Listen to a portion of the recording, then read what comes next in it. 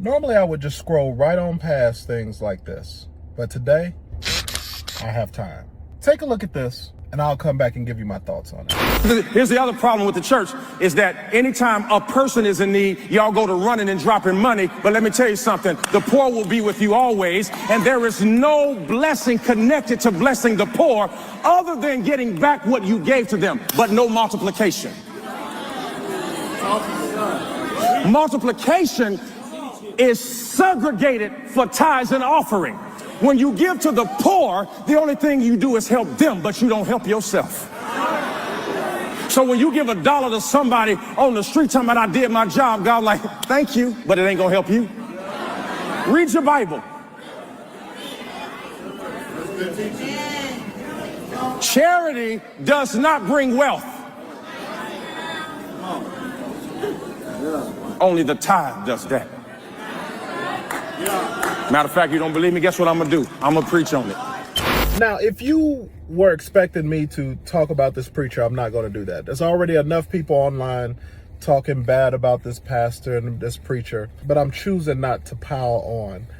I would much rather talk about the bigger issue at hand here. I think that we don't do a good job at teaching about giving in the Black church and the heart of giving. I think too often we talk about giving as a transactional experience. I give and God will give back to me. And yes, the Bible does say that. It says that if you give, I'll give back to you. Good measure, pressed down, shaken together, running over, shall men give into your bosom. And then we can go to Malachi and talk about how he will open up the windows of heaven and pour you out a blessing that you shall not have room enough to receive. But that is a result of giving, not a cause of giving. Let me try to explain. We don't give transactionally. There's no reason for us to give transactionally. That's not where our blessing lies, in transactional giving. I give $1 and I expect God to give me back $2. That's not how giving works. Giving is a heart condition. It's a lifestyle.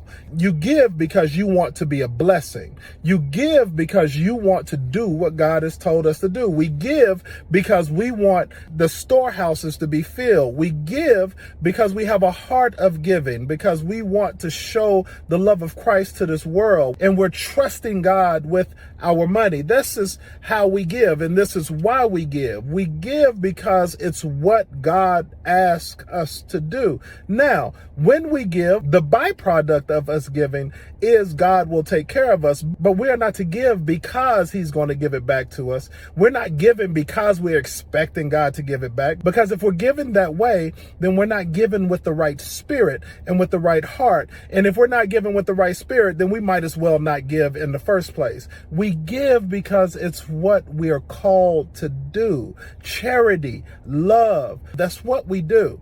But we don't give transactionally. We don't give because somebody can give back to us. The Bible tells us to take care of the widows. The Bible tells us to take care of the poor. The Bible tells us to take care of those people who cannot take care of themselves. That's just love. That's charity. That's giving. But we have to have more of a Hebrew boys mentality that says, I know God will take care of me when I give, but even if he doesn't, I'm going to give anyway.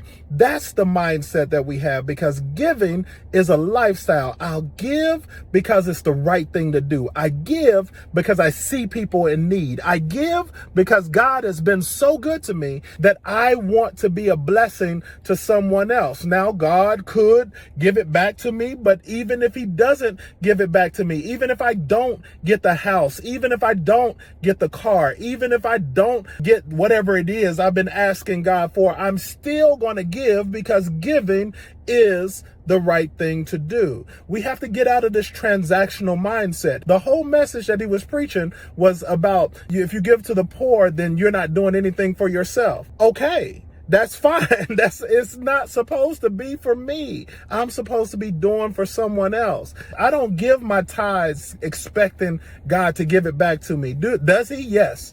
Do I believe and have faith that he will? Yes. But I give my tithes because I want to show my faith in God. I want to show God that I trust him with what he has blessed me with. I want to show God that I trust him more than I trust my job. I want to show God that I trust him with my finances. I want to show God that I trust him with my time. I want to show God that I trust him in everything that I do. Not because he's going to do something back for me, but because I love him. And that's the main point of all of this.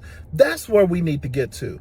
The underlining issue is that when we're preaching and when we're teaching about giving, we stress the fact that God will give it back to us, that God will do exceedingly abundantly above all that we could ever ask or think. But will you give even if he doesn't do all those things? Because he deserves your giving. Will you love God even if he doesn't heal you? Because he deserves your love. Will you obey God even if he does not answer the prayer, or even if the answer to your prayer is no? Because he deserves your obedience anyway. That's the issue. That's the heart of a giver. That's the heart of a Christian. That's the heart of someone who truly wants to follow God and do what God is calling them to do. Not because God is going to do things back. I think the 3 Hebrew boys said it perfectly. They said, I know that my God can and he will deliver us from this fiery furnace. But even if he doesn't, we're still going to follow God. We're still not going to bow down to your image. We're still going to obey what God tells us to obey. We're still going to do what God tells us to do. He can, but even if he doesn't, I'm still going to live for him. I'm still going to walk for him. I'm still going to love him. That's the mindset that we should have when we're talking about giving. That's the mindset that we should have when we're talking about tithing. That's the mindset that we should have when we're talking about doing any work in the church. It's not so that I can get something back. This is not a worldly transaction. I'm not working for pay. I'm working for God. I'm not working to get something. I'm working for God. And when we get that mindset, I think we'll be much better. I think we'll be much better off. I think people will understand a whole lot better. And I just hate that this type of thing is happening, because it just gives people another opportunity, another excuse to hate on the church. See, that's why I don't go to church, because they only want money and they all, listen, that's not all pastors. Not all pastors are teaching that. Matter of fact, there's thousands of pastors. 95% or more of the pastors that's out there in America right now, or in this world right now, is teaching correctly. Is doing things right. They're not stealing money from the church. They're just doing what they know how to do. When we teach false doctrine like this, it gives people an excuse and a reason to not go to church, to say that we're all only out for money. And it just puts things in a bad light, and it makes things harder for everyone else when we're trying to convince people that Jesus Christ is the right way. You know, I just think that we have to be more careful with the ministry. We have to be more careful with this beautiful assignment that God has given us as preachers and elders and pastors of the gospel. We have to make sure that we carry this heavy weight, but we carry it with the reverence that it deserves. This ministry that we have, this calling that we have, this assignment that was given to us by God is honorable and it's precious. And we have to make sure that every time we come before God's people, that we don't come before them with any sort of agenda, any sort of personal ideals, what we think doesn't matter. It's all about giving what God has for his people, because the people need to hear from God, especially today, especially right now, especially in this day and time. And we have to make sure that what we give as ministers and elders and preachers of the gospel, that we give what God is trying to give out to the people, because the people need to hear from God today more than ever before. I hope this helps. Peace.